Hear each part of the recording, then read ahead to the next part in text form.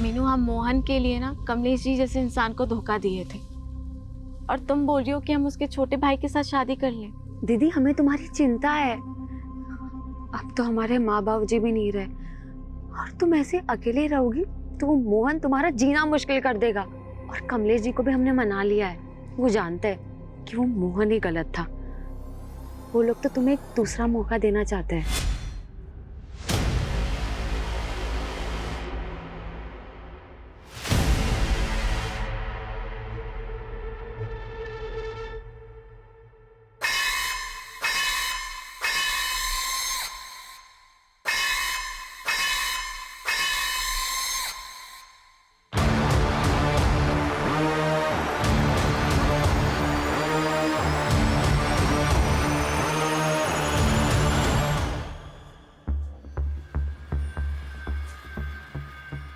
ये तुम्हारा विधायक भाई तो गांव वालों के भले के अलावा कुछ सोचता ही नहीं है।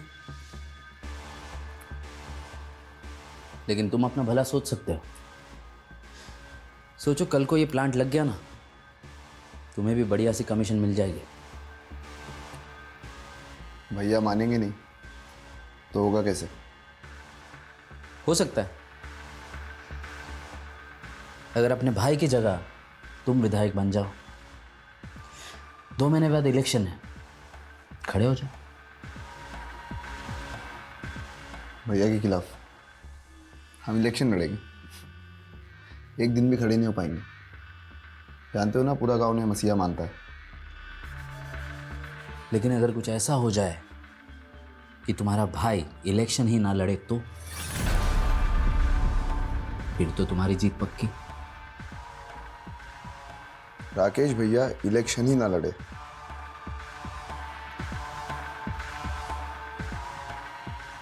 ऐसा तो सिर्फ एक ही सूरत में हो सकता है। हम ऐसे गांव में रहते हैं जहाँ दूर दूर तक सिर्फ जंगल है। लगता था जैसे पूरे देश से कटे कटे कहीं वीराने में रहते हैं। हमने तो सोच लिया था पंख लगा के कहीं फुर हो जाएंगे, लेकिन एक गलत फैसले ने हमको आसमान से सीधा धरती पे ही गिरा दिया। तो चांदी सा वजन मिट्टी में मिला लियो तुम। हमको छोड़ के बहुत बड़ी गलती की हो तुम, रेणुका। गलती तो तोरे पे भरोसा करके की हमने। तुम्हारे अंग अंग पे हम अपनी छाप छोड़े हैं। हमसे बड़ा ना कोई आशिक हुआ है, ना ही कोई बड़ा जालिम। छोड़ो मैं। हमारी झूठन है तू। ये थूक जाके दिखा अपने पति को। तेजाब है ये, पूरे साथ साथ तोरे पति को भी जला देगा।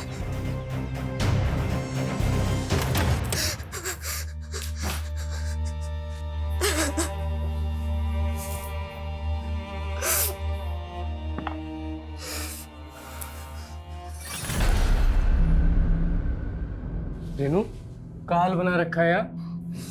का है? का हुआ? वो खेत से आए तो थक के आकर बैठ गए। कपड़ा बदल के आते हैं।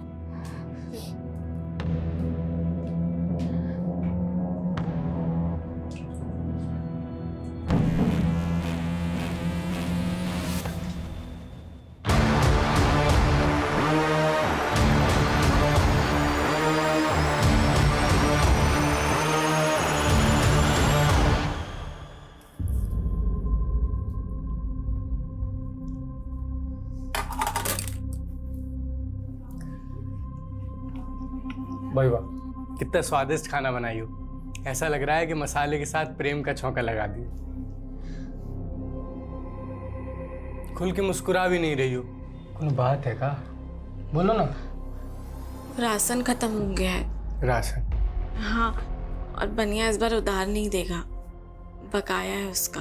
तुम इतना भी नहीं समझते काम। मोहनवा मिला था ना, अब उसका नाम जुबान से निकल नहीं रहा है।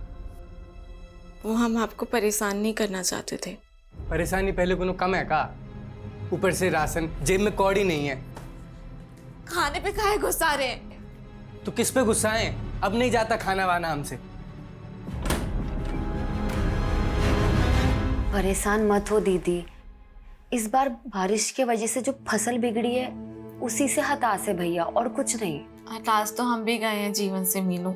कभी कभी मन करता है कि जहर खा के हम खुद ही मर जाएं। दीदी ऐसा मत बोलो, सब ठीक हो जाएगा। अच्छा राशन खत्म हो गया ना, हम तुम्हारे जेठ जी से कह के मंगवा देंगे। नहीं नहीं मीनू, हम कुछ कर लेंगे। अरे माना कि हम उम्र में छोटे हैं, लेकिन रिश्ते में तो हम बड़े हुए, तो अब एक जेठानी अपनी देवरानी का ख्याल भी ना रखे।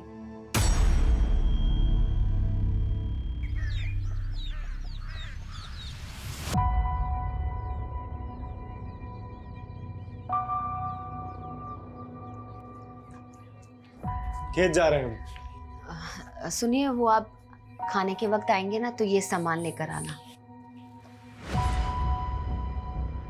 अरे ये तो हम परसों ही लेकर आए थे।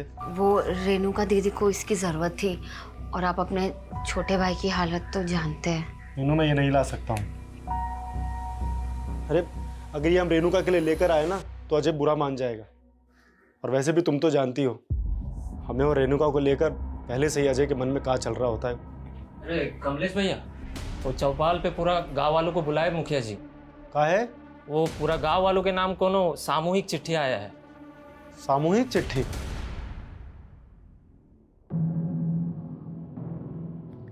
अरे माँ बाप का सेवा में काहे समय बर्बाद कर रहे हो? विधायक हो गए हो, जनता का सेवा करो। बाबा जी हम जो भी हैं आपके ही आशीर्वाद से हैं। हमको बेटे का भी थोड़ा फर्ज निभाने दीजिए ना। राकेश देखो ना, अब हमें इससे भी अच्छे से नहीं दिख रहा। लगता है नंबर बढ़ गया है, फिर से चेक करवा दो ना हमारा आँख। अरे हम ले चलेंगे तुमको, उसको बहुत काम रहता है। भैया जी, मुखिया जी संदेशा भिजवाए हैं। उनका गांव में कोनो चिट्ठी आई है, बड़ा बवाल मचा है। कौन सी चिट्ठी?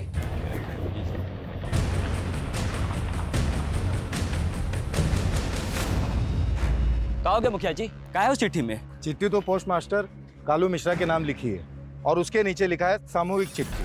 प्रिय ग्रामवासियों, जैसा कि आप जानते हैं, पिछली बरसात में बाढ़ की स्थिति पैदा हो गई थी। सबकी फसल बिगड़ गई और सबकी जिंदगी उजड़ गई। लेकिन एक उपाय है जिससे फिर से सबकी जिंदगी आबाद हो सकती है, पर उसके लिए आपको कुछ लड़कियों को कुर्बान करना पड़ेगा।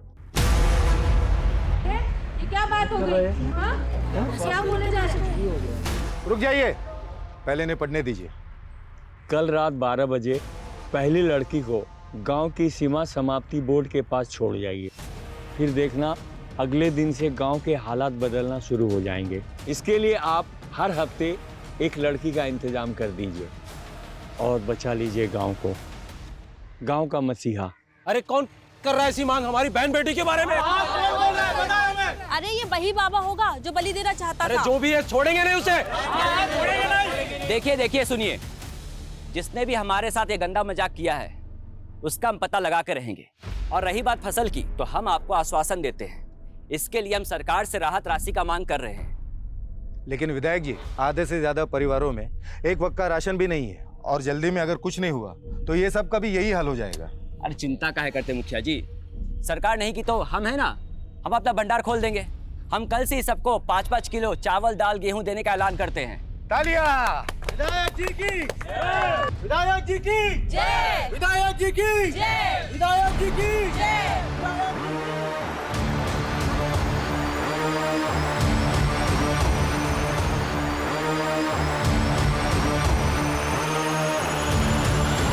ये विधायक जी थोड़ा बहुत मदद कर भी दिए ना, तो इस समस्या का समाधान नहीं होने वाला। अगली फसल तैयार होती तो 6 महीने लग जाएंगे, तब तक कैसे होगा? भाई बात तो तुम्हारी सही है अजय। अब भाई शहर जाके कोई काम ढूंढना आसान काम है क्या? कहो अरे भैया आप घर जाइए, हम आते हैं। तो भाई हम दोनों भाई यहाँ परेशान हैं और तुमको कुछ पड़ी ही नहीं है। अब चिंता करेंगे तो पैसा बरसेगा का? निकम्मा होते जा रहे हो। हम दोनों भाई तो खेती छोड़ के नहीं जा सकते। तुम तो शहर जाके कोनो काम धंधा कर सकते हो ना। अच्छा अब हम समझे, हमें खाना देना भारी पड़ रहा है, इसलिए शहर भूखा मरने भेज रहे हो ना। हम शहर नहीं जाएंगे, हम यही काम करेंगे। और यहाँ काम कौन देगा तुमको? हैं निकम्मे? ये निकम्मा निकम्मा बोलना बंद कीजिए। जब से माँ बाबूजी गए तब से बस कोसते रहते हैं। अगर इतना ही तकलीफ है ना तो हमारा हिस्सा दे दीजिए, बस बात खत्म। ये लो हिस्सा तुम्हारा। हिस्सा चाहिए ना तुम्हें? कौन सिखा रहा तुम्हें सब? वो सर्वेसवा?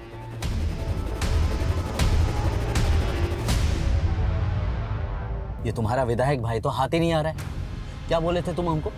तुम्हारा भाई हमारे नए प्लांट के लिए हमें जमीन दिलवाएगा। कब दिलवाएगा? गांव वालों का मसीहा बन रहा है राकेश, इसलिए आपको जमीन नहीं दिलवा रहा। लेकिन आप चिंता मत करिए, हम है ना, आपको ये जमीन भी दिलवाएंगे और आपका प्लांट भी वहीं लगवाएंगे।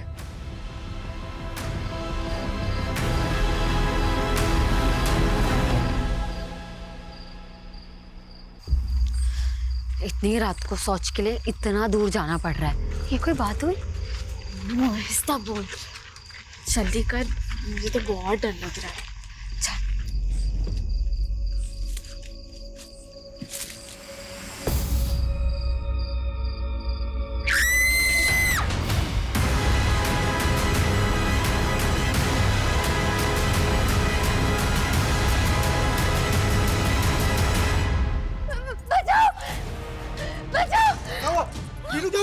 क्या हो गया?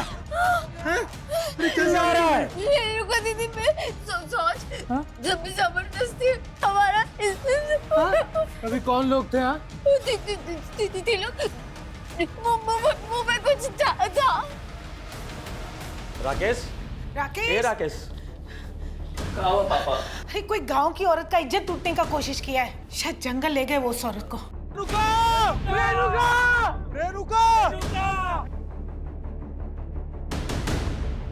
रेणुका!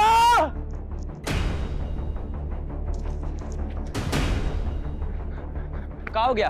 विधायक जी, हमारी बीवी और भाभी सोच के लिए आए थे। बीवी को भाभी बताए 3 लोग मुंह ढक के आए, हमारी बीवी को उठा के ले गए। हमें कुछ समझ नहीं आ रहा, पता नहीं हमारी बीवी के साथ क्या करेंगे। विधायक जी, बचा लीजिए हमारी बीवी को। जिसने भी सब किया है उसको छोड़ेंगे नहीं, पर पहले अभी तुम्हारे बीवी को ढूंढना जरूरी है। चलो चलिए सब लोग, चलिए।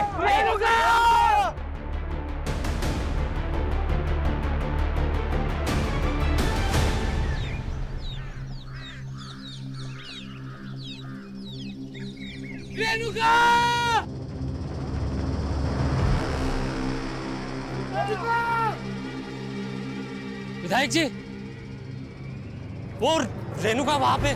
चल चल चल चल चलो, आओ।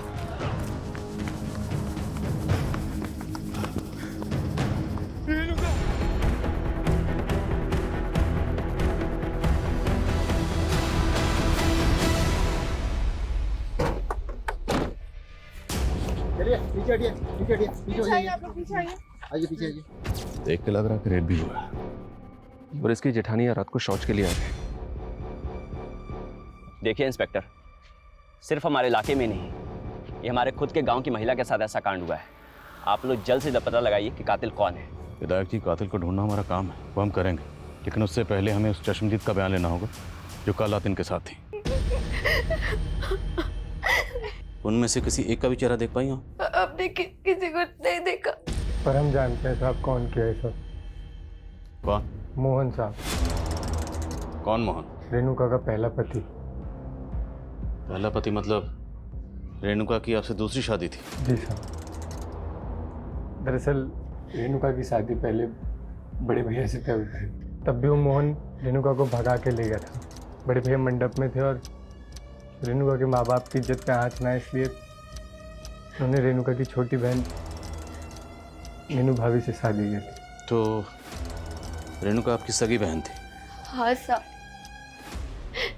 रेणुका दीदी से बहुत बड़ी गलती हो गई थी कि वो उस मोहन के साथ भाग गई, लेकिन उसे बहुत जल्द पता चल गया कि वो कैसा आदमी है। दीदी को आए दिन मारता रहता था, इसलिए दीदी उसे छोड़कर यहाँ वापस आ गई और उनका घर आबाद करने के लिए हम ही अजय भैया से उनकी शादी कर दी है और उन्हें इस घर की देवरानी बना ली। पर साहब, मोहन से नहीं बर्दाश्त हो रहा था ये। मार देंगे। तू काटेगा? हाँ, हम काटेंगे। जो चीज हमारी नहीं हो सकती ना, वो किसी और की भी नहीं होगी, समझे? हमें तो भरोसा है साहब, मोहन नहीं किया है। धोखा तो तुम दिए हो हमें, सिर्फ एक रेणुका नहीं थी तुम्हारी जिंदगी में। हमसे जबान लड़ाएगी? हमारी बीवी है, जब मारे या पीटे। जैसे तूने अपनी पहली बीवी रेणुका को मार दिया। हाँ, रेणुका मर गई? मरी नहीं, तूने उसे मार दिया है। नहीं। तेरी तो थाने चल के उतारते हैं। ले चलो इसे। विनायक जी, वो रेणुका का लाश वहीं नजदीक में मिला। जहाँ वो चिट्ठी भेजने वाला गांव का औरत को मिलने के लिए लिखा था। कहना क्या चाहते हैं आप?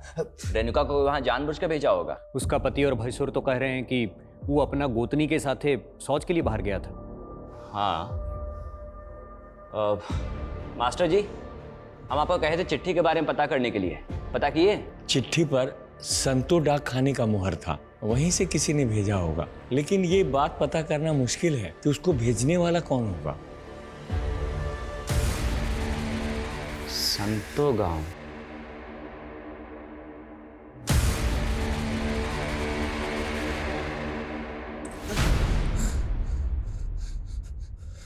रेणुका पर हमरा हक था तो कैसे अजय के साथ बर्दाश्त कर लेते हम? पहले उसको छोड़कर दूसरी शादी कर ली, और दूसरी शादी करने के बाद पहली बीवी वापस चाहिए।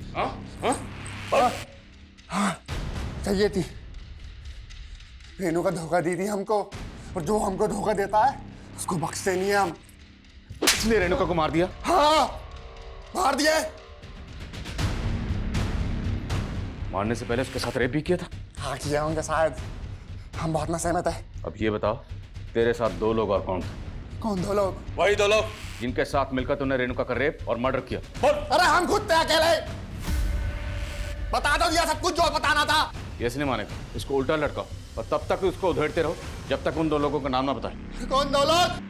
रेणुका की बहन मीनू ने बताया था कि उन पर हमला करने वाले 3 लोग थे, पर ये मोहन, ये तो अपने अलावा किसी और का नाम ही नहीं ले रहा। लगता है इस मोहन का नशा अभी तक उतरा नहीं है सर। इसकी एक बार और धुलाई होगी ना तो ये बाकी 2 नाम भी उगल देगा। हालांकि वो साफ साफ कबूल कर रहा है कि उसी ने किया, पर मुझे उसकी बात पे यकीन नहीं हो रहा। लेकिन सर उसने ये कबूल तो किया है कि रेणुका को उसी ने मारा है।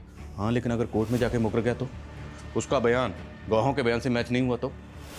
कोर्ट में उसे पेश करने से पहले हमारे पास कंक्लूसिव एविडेंस का होना जरूरी है। सर रेणुका की प्रिलिमिनरी पोस्टमार्टम रिपोर्ट के हिसाब से ये तो क्लियर कि उसका रेप हुआ है, लेकिन उसकी बॉडी पे कहीं भी नहीं मिले। हो सकता है कि रेपिस्ट ने कॉन्डोम यूज किया।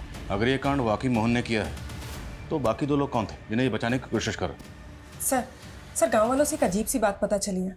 रेणुका की हत्या के कुछ दिन पहले गांव में एक चिट्ठी आई थी, और सर वो चिट्ठी गांव के सभी लोगों के लिए थी। कैसी चिट्ठी? अरे विवेक, तुम कब आए शहर से? बस अभी आए भैया। तिवारी जी, ये दोबारा आपसे मिलने की जिद कर रहे थे तो हमने सोचा बुला ले। बैठो। हम चाय भिजवाते हैं। देखिए, हम आप लोगों को पहले ही क्लियर कर दिए थे। देखिए राकेश जी, अगर ये प्लांट पहले बना होता तो आज गांव के लोग उसमें काम कर रहे होते, और फसल क्या बिगड़ गई, सब भूखे मर रहे हैं। देखिए, गांव में पहले एक मौत हुई है, हम बहुत डिस्टर्ब्ड हैं। आप लोग जाइए अभी। भैया एक मिनट, मेरी बात तो सुनिए। भैया देखिए, ये ना सबसे अच्छा मौका है। सारे गांव के लोग भूखमरी से परेशान हैं, और गांव में अभी भी एक मौत भी हुई है। सबका ध्यान वहाँ भटका है। आप ना इनको प्लान के लिए अप्रूवल दे दीजिए। इसमें हम सबका फायदा है, आपका, हमारा, सबका फायदा है इसमें। बस कर विवेक, हम अपने फायदे के लिए गांव वालों को धोखा दे दे। और सुनो, अगर तुम दोबारा इनको यहाँ लेकर आए ना तो हमसे बुरा कोई नहीं होगा। जाओ चुपचाप चाय पिलाओ और निकालो यहाँ से।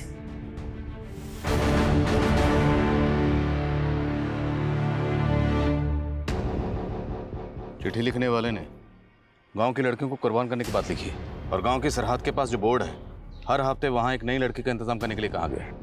और चिट्ठी लिखने वाला खुद को गांव का मसीहा बता रहा।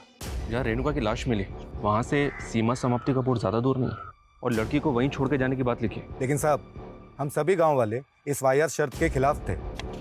खत कहाँ से आई? ये शांतो गांव के डाक खाने से आई थी। पता लगाने की कोशिश की पर पता नहीं चला वहाँ से किसने भेजा था।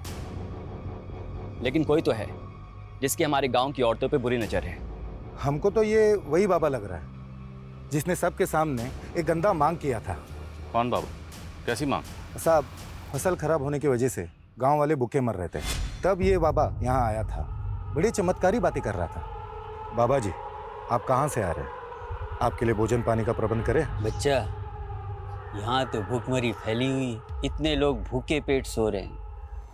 हम यहाँ भोजन नहीं करेंगे, हमसे ये पीड़ा देखी नहीं जा रही। बाबा जी, इस पीड़ा का कोई उपाय है? क्यों नहीं, इसलिए तो यहाँ आए। कैसा उपाय बाबा जी? पूजा करना होगा, और इस पूजा में एक इंसान की बलि देनी होगी। जानते भी हैं आप लोग, बलि देना कानूनन जुर्म है, और आप लोग चिंता काहे कर रहे हैं? इस समस्या का समाधान हम मिलकर निकाल लेंगे। और रही बात गांव की, तो हम गांव के लिए ज़्यादा से ज़्यादा चंदा इकट्ठा करेंगे। बस आप लोग इस अंधविश्वास में मत पड़िए। विधायक जी सही बोले थे, इसीलिए हम सब उस बाबा की बातों में नहीं आए। एक बाबा गांव में आया और वो बलि देने की बात कर रहा था। आप दोनों जिम्मेदार ओहदों पर हैं, सरपंच, विधायक। आपको पुलिस को इतला करनी चाहिए थी। कौन था वो बाबा, कहाँ से आया था? मालूम नहीं साहब। आपने उसकी शक्ल तो देखी होगी, चेहरा याद होगा उसका? जी साहब, याद है। स्केच बनवा सकते हैं? बिल्कुल सर, इस बाबा की तलाश तो करते हैं, पर मुझे ऐसा लग रहा है कि उस खत को रेणुका के मर्डर से जोड़ के देखना ठीक नहीं है। मोहन तो पहले कबूल कर चुका है। अगर ये मोहन ने किया है तो बाकी 2 लोगों का नाम क्यों नहीं बता? क्योंकि मीनू कह रही थी कि वो 3 लोग थे, तो बाकी 2 लोग कौन थे? मीनू, हम मोहन के लिए ना कमलेश जी जैसे इंसान को धोखा दिए थे, और तुम बोल रही हो कि हम उसके छोटे भाई के साथ शादी कर लें। दीदी, हमें तुम्हारी चिंता है। अब तो हमारे माँ बाप जी भी नहीं रहे, और तुम ऐसे अकेले रहोगी तो वो मोहन तुम्हारा जीना मुश्किल कर देगा। और कमलेश जी को भी हमने मना लिया है, वो जानते हैं कि वो मोहन ही गलत था। वो लोग तो तुम्हें एक दूसरा मौका देना चाहते हैं।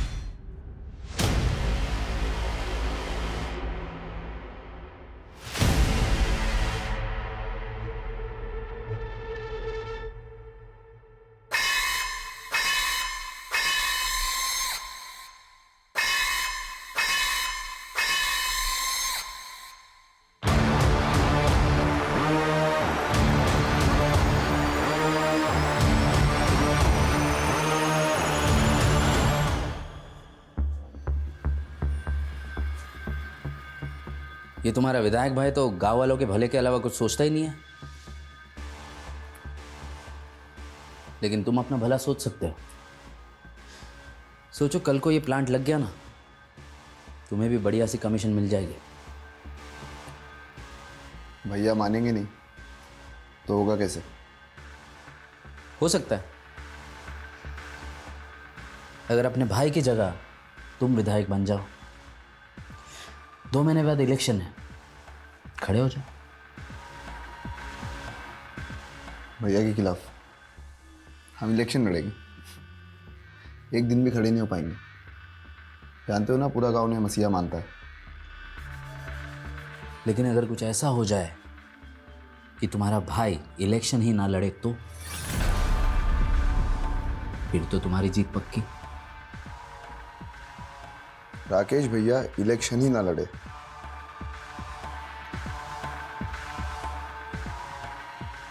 ऐसा तो सिर्फ एक ही सूरत में हो सकता है। क्या कर रही हो ये?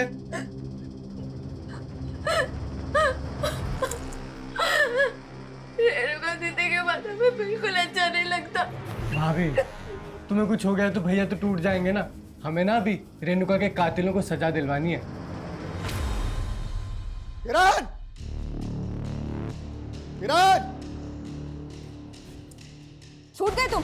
तू क्या सोची हमारे अंदर होते ही अपने आशिक की हो जाएगी? यहीं से हो रहे थे ना तुम दोनों?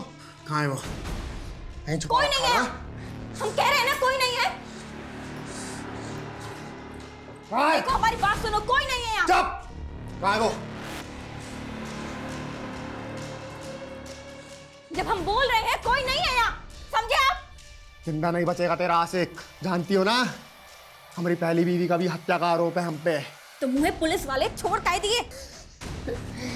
मोहन को पकड़ने वाला आज तक तो पुलिस वाला पैदा नहीं हुआ है, समझी? बड़े साथी रहे हम।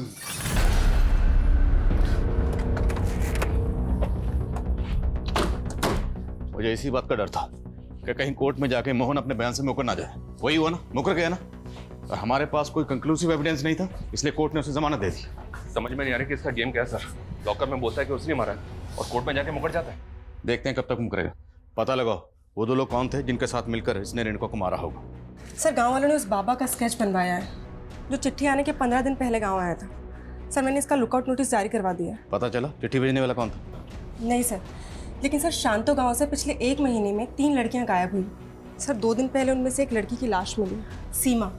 सर, रेणुका की तरह इसका भी रेप हुआ है। केस का स्टेटस क्या है? सर, केस तो अभी तक अनसॉल्व है, लेकिन सर इस गांव का मुखिया है भीमा, वहाँ की पुलिस को इस पर शक था। सर इन तीनों लड़कियों के घर वालों ने इससे ब्याज पे पैसे लिए थे और इसकी इन तीनों लड़कियों पे बुरी नज़र थी, लेकिन सर पुलिस को इसके खिलाफ कुछ भी नहीं मिला।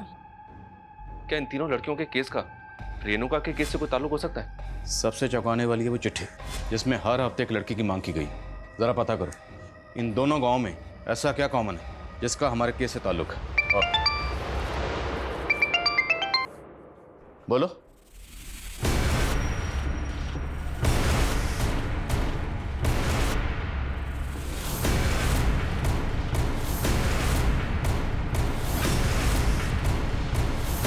ऐसा कौन होगा जिसने एक विधायक को मार के फेंक दिया? शायद मारकर फेंका नहीं गया, यही मारा गया। कौन मारा है हमारे विधायक जी को? हाँ बताइए, कौन मारा है? किसने मारा है? छोड़ेंगे नहीं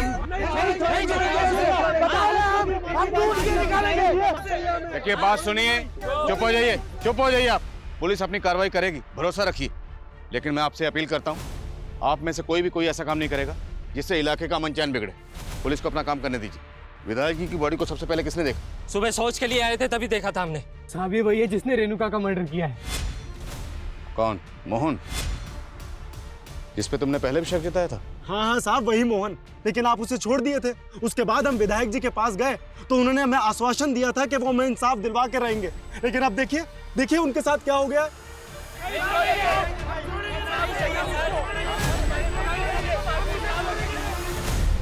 संभालिए अपने। हम समझते हैं आप पे क्या गुजर रही है। विधायक जी की मौत से पूरे इलाके के लोग सख्ते में नहीं बल्कि सदमे में हैं। पर हमें विधायक जी की लाश बाहर जंगल में मिली। वो जंगल में क्यों गए थे? वहां कुछ काम था उन्हें? वो कल माधव के साथ शहर गए थे। पापा, शहर में हमारा सिंचाई विभाग के अधिकारियों के साथ मीटिंग है। वो हम यहाँ एक नहर निकलवाना चाहते हैं ताकि बरसात का पानी ऐसे तबाही मचाने से पहले सिंचाई में काम आ जाए। शहर में देरी हो गया था तो माधव का फोन आया था। वो बोला कि अब रात को नहीं सुबह ही लौटेंगे। और माधव कहाँ? सर माधव का कुछ पता नहीं चल रहा, और हम उसके घर गए थे तो हमने देखा कि माधव के घर के बाहर राकेश भैया की गाड़ी खड़ी है, लेकिन वहाँ पे माधव नहीं था। और माधव रहता कहाँ? जो गांव के बाहर कनाल है उसकी के पास में उसका घर और खेत है।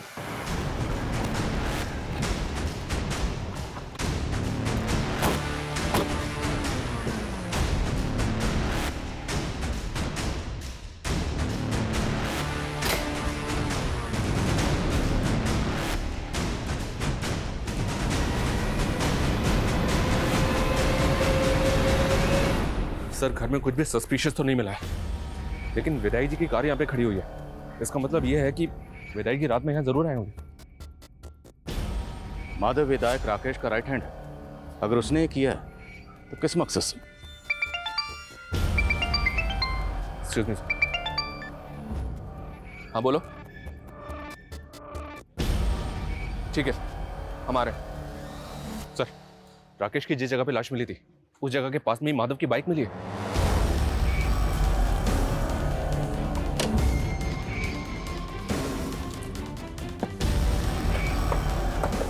यही सर। सर ये रही बाइक, और सर बाइक पे चाबी भी लगी हुई है। तो क्या विधायक जी ने अपनी कार माधव के घर पे खड़ी की और माधव की बाइक से यहाँ पर आए, या फिर माधव ने यहाँ लेके आया? और शर्मा सवाल ये है कि अगर माधव इस कांड में शामिल है तो अपनी बाइक यहाँ छोड़कर क्यों जाएगा? पूरा एरिया अच्छे से स्कैन करो।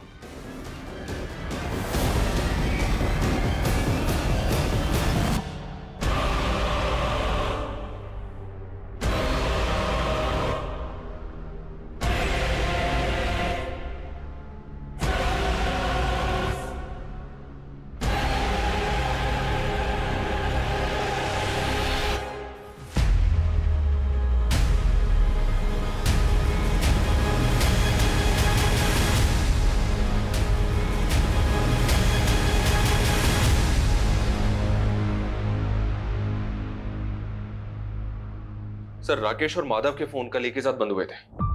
माधव को आखिरी कॉल गांव के पीसीओ से ही आया था। अब ये पता नहीं चल रहा है कि ये कॉल उसे किसने किया होगा। रेणुका के रेप और मर्डर के 5 दिन बाद विधायक राकेश का भी कत्ल हो गया। क्या ये दोनों केसेस आपस में कनेक्टेड है? इस मोहन की क्या खबर है? मोहन का भी चौकन्ना है सर, घर से बाहर ही नहीं निकल रहा है।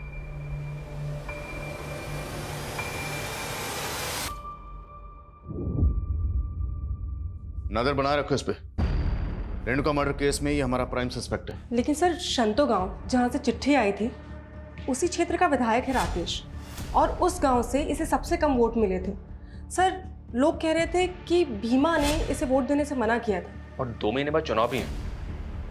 सर कहीं राकेश की मौत के पीछे कोई पॉलिटिकल एंगल तो नहीं? पर हमें यह नहीं भूलना चाहिए कि शंतो गांव से 3 लड़कियां गायब हुई थी, इनमें से सीमा नाम की लड़की की लाश मिली, और इन तीनों केसेस का प्राइम सस्पेक्ट ये मुखिया भीमा ही है।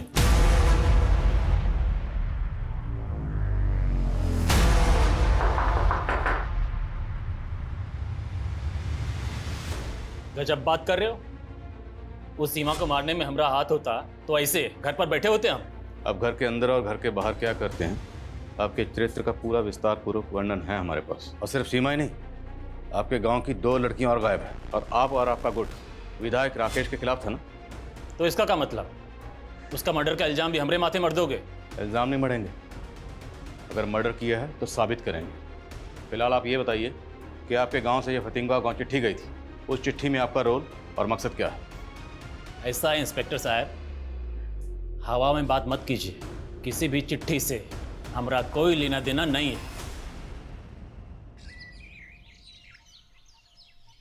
छोड़ो मुझे, छोड़ो। क्या हो रहा है सब? पकड़!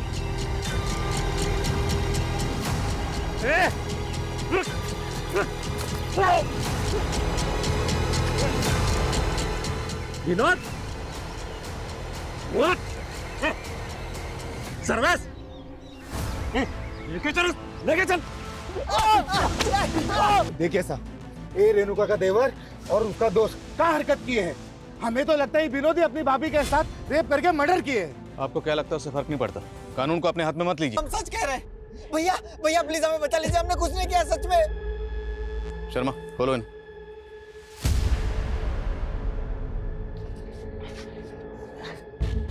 फोन कहाँ तुम्हारे? सर वो हम सोशल मीडिया के लिए वीडियोस बनाते हैं, वो खुद आई थी, वो हमारी दोस्त है। कौन? वो लड़की। कौन लड़की? लेके चलो दोनों को। साहब देखो डरो मत, हमें बताओ विनोद और सर्वेश ने क्या किया तुम्हारे साथ। साहब हमने आपको कहा था ना वो हमारी दोस्त थी। उस लड़की ने तुझे बचा लिया, और तुम दोनों के मोबाइल में ये तेरी भाभी रेणुका का वीडियो क्या कर रहा है? ये तो हमें विनोद ने दिया था। साहब गलती हो गई थी, भटक गए थे जो इनका वीडियो बना लिए। अपनी भाभी के साथ रेप और मर्डर किया इसके साथ मिलकर, और तुम लोग ये बताओ वो तीसरा कौन था तुम दोनों के साथ? नहीं साहब, हमने कुछ नहीं किया साहब। उठो इनको।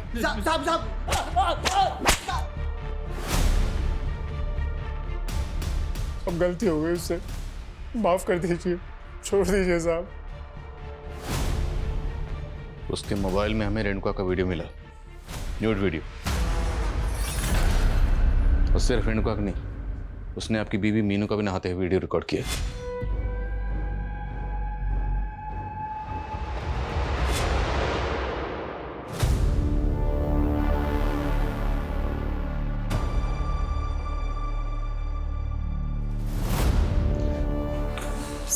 खबरियों से बाबा परंतु की लीड मिली।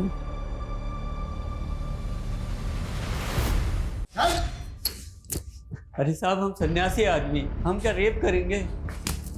बलि की तो बात कर रहा था ना तुम, और वो चिट्ठी भेज के औरत की मांग भी कर रहा था। कौन सी चिट्ठी साहब? हम कुछ नहीं किए। तो होने वाले नेताजी, अब तो आपके रास्ते का कांटा भी हट गया। अब तो राकेश दुबे की हत्या की हमदर्दी भी जनता से मिल जाएगी। सर ना तो विनोद और सर्वेश ये मान रहे हैं कि इन्होंने ही रेणुका को मर्डर किया है, और ना ही वो बाबा कुछ को बोल रहा है। बोलो। सर माधव मिल गया है, लेकिन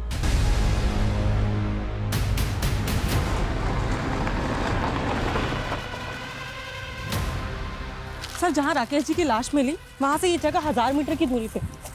मतलब उस रात सिर्फ विधायक राकेश ही नहीं, माधव का भी कत्ल हुआ। हमारा शक किसी पे जाए। सब कुछ सोच समझ के प्लानिंग के साथ किया गया। सर इस गड्ढे में माधव के साथ साथ ये राकेश जी का भी फोन मिला है। अब हमें रेणुका के कातिल के साथ साथ विधायक राकेश और माधव के कातिल को भी ढूंढना होगा।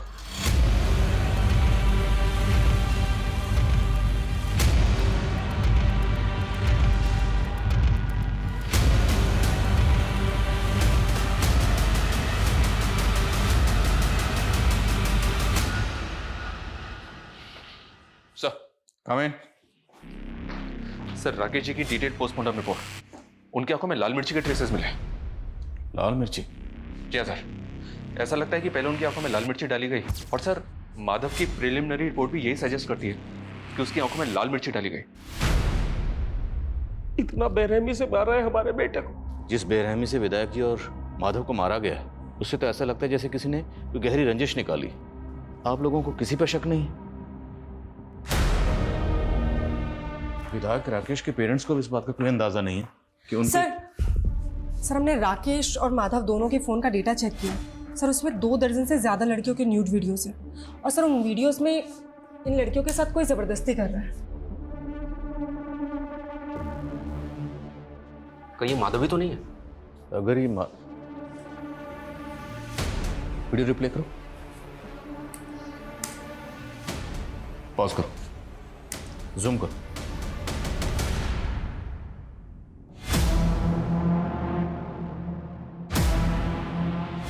माधव का घर,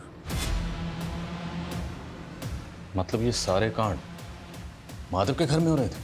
शर्मा, माधव के घर को एक बार अच्छे से स्कैन करो और पता लगाओ वीडियो में जो बाकी लड़कियां हैं वो कौन है। सर ये लड़कियां फतिंगवा गांव की लग रही हैं, क्योंकि सर इसमें से एक वीडियो मीनू का भी है।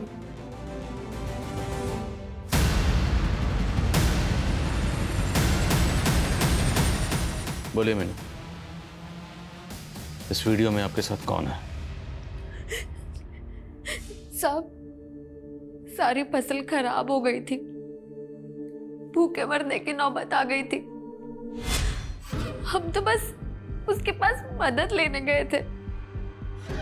देखो मीनू, हम तुमको बचपन से जानते हैं, तुम हमारे साथ पढ़ी भी हो। चिंता मत करो, हम तुम्हारे पति की नौकरी शहर में लगवा देंगे। बहुत बहुत शुक्रिया विधायक जी। अरे शुक्रिया किस बात का, तुम दोस्त हो हमारी। जब हम 20 साल के थे ना, तब तुम्हारे साथ सोने का सपना देखते थे। हमारे साथ सोगी ना, सपना पूरा करोगी ना? हम तो बस ना, उसने हमारे पति को काम पर लगाया, बस हमारे मुंह पर 5-600 फेंक देता था। रेणुका के साथ भी ऐसा करता था? नहीं साहब, दीदी ने हमें ऐसा कुछ तो कभी नहीं बताया। रेणुका पे जिन लोगों ने हमला किया था वो 3 लोग ही थे। हाँ साहब।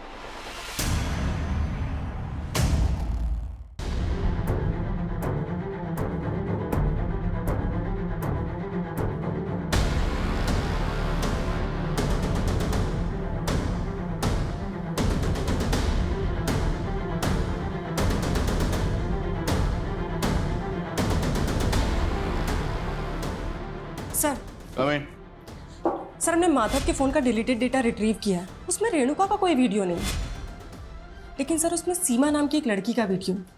सर ये वही लड़की है जिसकी लाश हम संतो गांव में मिली थी। जिस तरह से ये विधायक राकेश और माधव लड़कियों को मोलेस्ट करते थे, इतना तो साफ है कि सीमा का रेप और मर्डर इन दोनों ने किया होगा, पर रेणुका का रेप और मर्डर किसने किया? और अब ये राकेश और माधव, इन दोनों को मारने वाला कौन होगा? Sir coming. सर, फॉरेंसिक को माधव के घर में ब्लड ट्रेसेस मिले जो मिटा दिए गए थे, और ये ब्लड ट्रेसेस रेणुका के ब्लड से मैच कर रहे हैं। तो मतलब रेणुका का मर्डर माधव के घर में ही हुआ होगा। और मीनू ने तो हमें कुछ और ही कहा था। मीनू तुम अकेली लड़की नहीं थी जिसको राकेश ने मोलेस्ट किया था। इस गांव की 1 दर्जन से ज़्यादा औरतों को उसने मोलेस्ट किया, और हमने उन सबसे बात की। पता उन्होंने हमें क्या बताया? कि जब भी राकेश के सामने खुद को बख्शने के लिए गुहार लगाती थी तो राकेश उनके सामने एक शर्त रखता था। वो शर्त क्या थी? कि अगर वो खुद को बचाना चाहती हैं तो उन्हें अपनी जगह किसी दूसरी लड़की को लाना होगा, अदला बदली। उसने ये शर्त तुम्हारे सामने भी रखी हो। अरे रे रे, इसमें रोने की कौन सी बात है? जैसा हम बचपन से सपना देखे थे तुम्हारे साथ सोने का, उसी तरह हम रेणुका के साथ भी सोना चाहते हैं। उसको मना के ले आओ और तुम आजाद हो जाओ। अब ये बताओ कि वो 2 लोग कौन थे जिनके साथ मिलकर तुमने ये किया?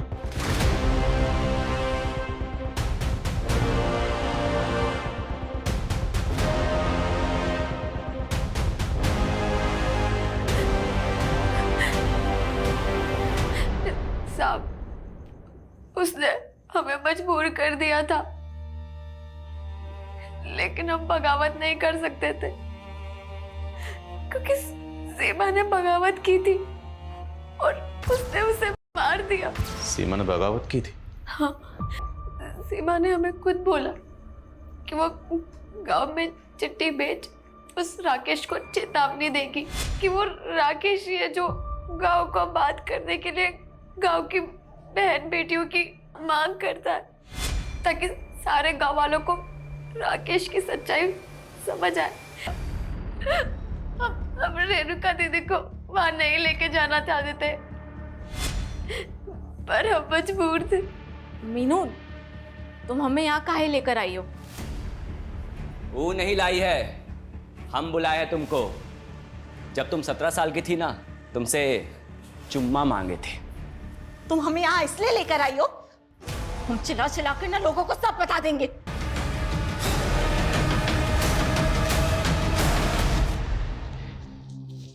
सुन, और जितना कहानी तुमको बताए हैं ना, गांव वालों को वही सब बताओगी तुम, नहीं तो तुम्हारा भी यही हश्र करेंगे।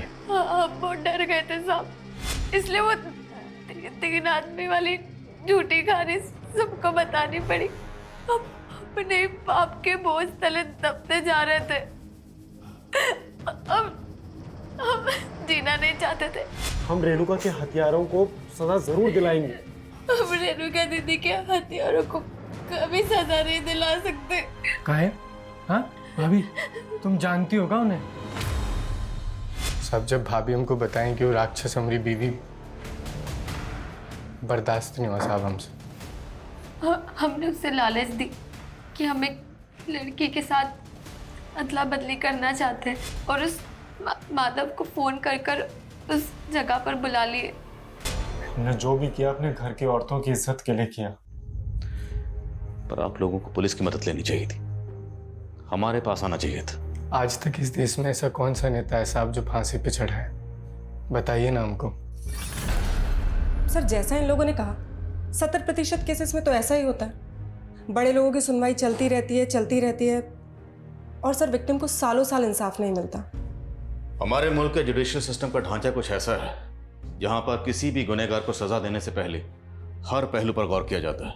मैं मानता हूं कि कुछ केसेस में इंसाफ मिलने में देर होती है, पर इसका मतलब ये नहीं कोई कानून को अपने हाथ में ले। कानून ये हक किसी को नहीं देता। इंसाफ मिलने में देर भले ही हो जाए, पर देर सवेर इंसाफ मिलता जरूर है।